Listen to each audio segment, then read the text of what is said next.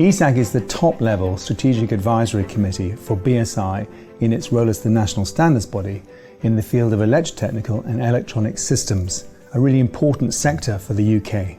ESSAC was launched in 2017 to help us bring together all the different aspects of this sector, so particularly emerging technologies, digitalization, cybersecurity, low voltage DC, all sorts of new technologies that we are using across all our industries, in our homes and in our offices and workplaces. For me, it's an important organisation. It's setting strategy and it's looking forward to emerging technology. It's really important because the electrotechnical industry is changing so much. What do we need to be thinking about with regard to electric vehicles or cybersecurity? So those issues that perhaps weren't even on people's radar 5 or 6 years ago.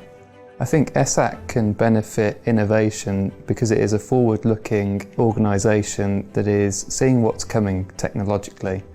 And in doing so, it can prepare the way for the standards that are required to be able to help those products and services access the right markets. Through ESSAC, we can reach out to stakeholders across the UK, from industry, from regulators and government, from consumers and trading standards, and we can engage them in the discussion around what do we need to do for standards in the electrotechnical and electronic systems industry. For BEMA and members of BEMA, it is critical that we are involved in a forum which allows us to shape the future direction of policy and the emerging technology landscape, connected landscape, and ESSAC gives us that forum to do so.